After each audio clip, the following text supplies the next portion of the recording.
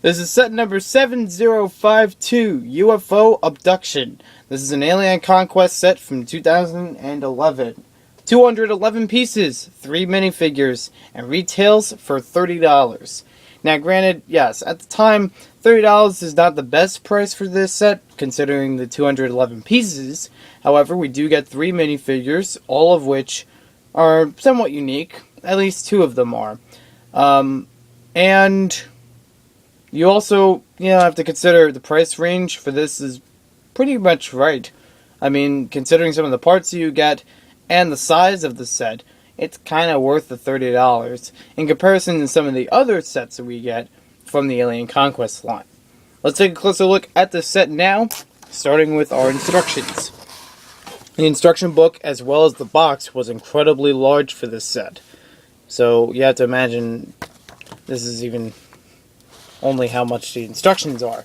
The box was a little bit larger. I remember it being wide. Now, since this set includes a light brick, we do have instructions on here how to reuse it by inserting a new battery. And it shows it in all different languages so that you can have unlimited play with this set. We do get number bags in this set, so it shows you how to use those. The first bag shows you 3 minifigures, the bottom part of the UFO, and some of the extra accessories. Then we'll flip through a while. It's actually a pretty interesting build. Well structured, as well as using some interesting ways of building. Even some of the pieces that you see here, I wouldn't have thought for when I bought the set, that's how it was built. So I was surprised a bit while I was building it. The second bag shows you, with the cockpit, how to build the top section of the UFO. Now, this is a single UFO, and obviously there would be more of them in the, in the Alien Conquest line. And this one has a lot of stickers on it. Now they show you in the magazines, they usually have, 2 or 3 of these in the picture. You probably have a lot more. It's just hard to go with that $30 price for getting all of these. You'd probably be better off getting just the UFO itself with, $20. If you can find it online or in store. And it shows you on the back some of the features of the set, mainly with the UFO, because that's the main build. We also get to see the other sets in the Alien Conquest line. There's only one wave of it, unfortunately.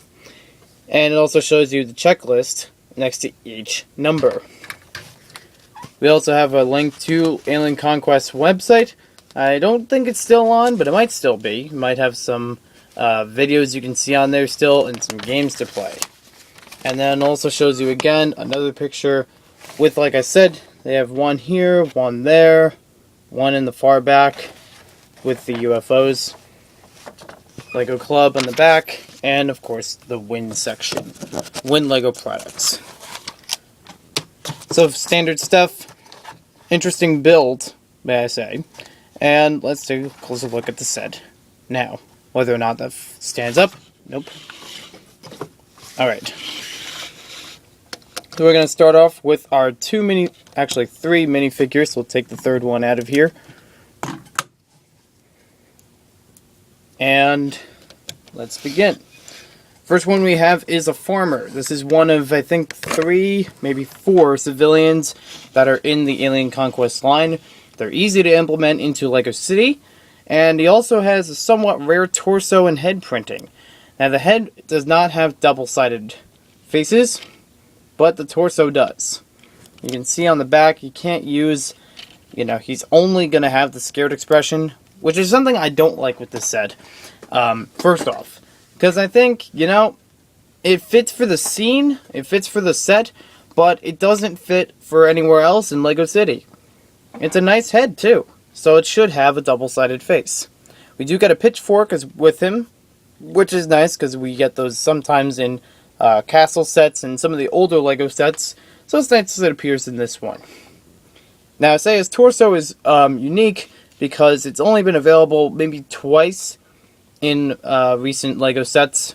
I think one of the times is in one of the sets from this year with the winter exclusive sets.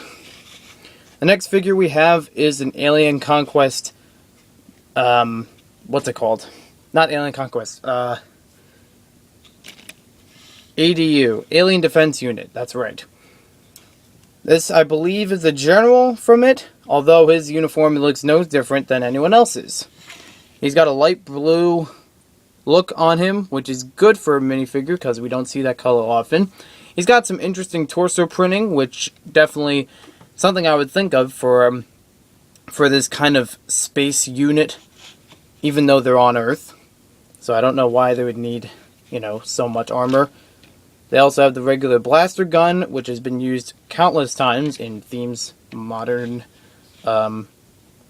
themes since 2011. We also get the helmet, which has been used multiple times.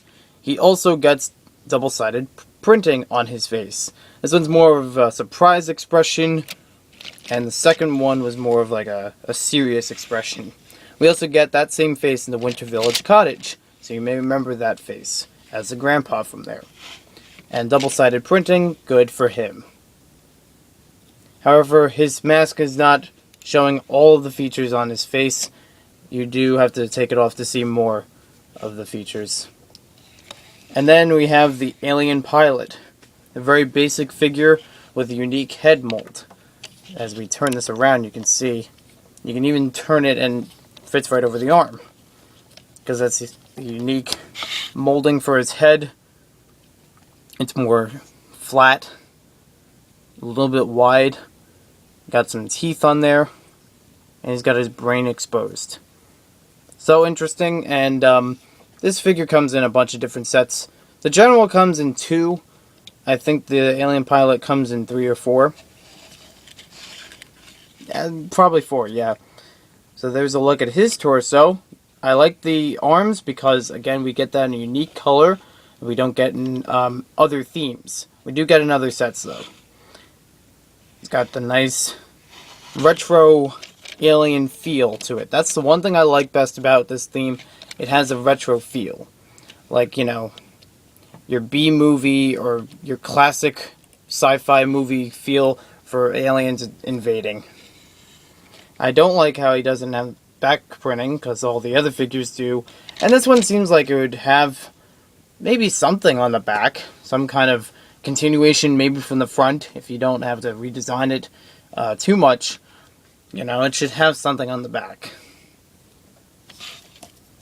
So, let's take a closer look at our set. We'll put our alien back in here. And he does carry a blaster just like the ADU General, but his is inside the UFO.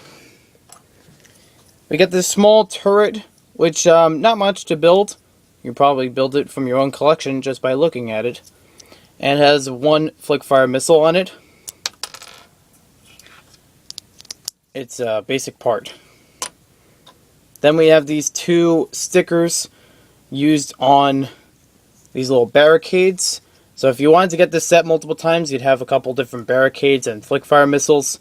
It's okay to use multiples, but you're probably not wanting such little accessories. They're okay to have, but not the best thing. And you can see the stickers themselves are different from one another in their design and in their little marks on them, the little black marks. Because you can see the stripes go different ways too. Now they show in the set you could put these next to each other like so. If you have multiple of these sets, you could probably line them up in a large fence area. That way you could keep civilians out of reach from the aliens. Or the aliens out of reach from civilians. Let's put it that way. The farmer doesn't have anything, he's just the farmer. Now we have the UFO itself, very nice model, very well constructed, sorry about that.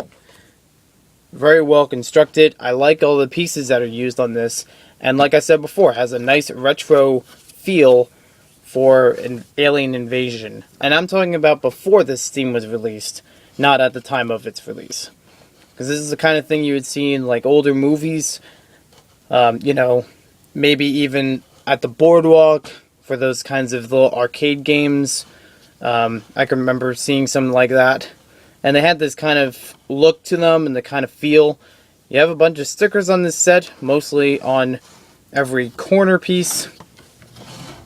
Here, here, you have it on these pieces. It does have a little sticker on here, which I like. It says Area 51, so that's a nice pun, because Area 51 is a military research base with, you know, supposedly alien research. Not the aliens themselves, I mean, like, people researching aliens. We do have stickers on these two pieces, and not too bad on the stickers themselves. They're pretty simple to put on. The curved ones might give you a little bit of trouble, just for the fact that they go along a curve and you have to start from one side and spread to the other. But I do like it. On the outside, now we have these antenna pieces that can move back and forth. We have the main feature. Part of it is the light brick. Now you can see how that presses in. You just push this forward, presses on this piece, and has it light up. If we open up the cockpit, I'll show you more underneath. When we open up the cockpit, you have enough room to fit another minifigure in here, which I like. So in case you had multiple minifigures, you have enough room to fit another one, and closes right, very nicely. So I like that feature, if that's even a feature. It's just nice, room for it. We got a very simple computer piece in here, and enough space to fit our alien pilot. And then on this side we have the blaster, very basic blaster. So the main feature of this set, it's very easy to grab. You lift it up like this, and here's a look on the underside before we get into it further. You see all these little blue pieces for the hovering ability, and we have the middle section that's going to help with our grabbing technique. So we have our minifigure sitting here, minding his own business, when suddenly, boosh, there's this red light that pops out. And this is also kind of like in some sci-fi movies. They have a light that appears as like a tractor beam. And you can see on the ground, it makes a silhouette of an X. That X is from when the light brick shines through, it cuts into these pieces. It helps you line it up when you're playing with it, keep the figure steady, and grab them. Now the idea is the pieces in the middle, these little tooth pieces as well as the flexible pieces, are able to grab the minifigure and hold them in place. You can use this with other minifigures, not just the farmer, but you could even try it with our ADU general. A very simple technique. There's plenty of room to fit one minifigure. I don't think you can grab any more than one. And it's a good use for the set, because, you can't actually put a tractor beam in a Lego set. I mean, it's plastic. How much can it really hold? So the idea for the set is very good for it to come down and abduct in a kid-friendly and very playful way. Very good to play with multiple times. So the model by itself is really good. The price is not that great. I do actually like that we get these little add-ons, so that way you don't feel like you're getting, less for your set.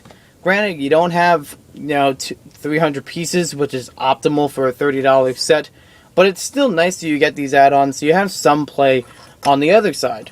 I wouldn't say this, obviously it's alien enemy oriented, as I like to put it, so you're not going to get these, structures as a formidable and ideal way to take down the alien ship. It could happen if it gets in the right place on the ship, but it's not something likely that's going to stop it. So, it's a good set. I actually recommend it, because it has good play value, definitely represents, the Alien Conquest theme, and it also has a bunch of okay minifigures. I'd say this is almost my favorite. Actually, this is my favorite Alien Conquest set from the theme, because of mainly the ship's structure, the design on it looks great, and of the play feature, very easy to use, works almost every time. You might have to keep the pitchfork down, because if you have it up like this and you try to abduct, the pitchfork will actually get in the way of the tractor beam. Tractor beam. So thanks for watching this video. Hope you guys enjoyed it. And we'll see you next time with more LEGO set reviews.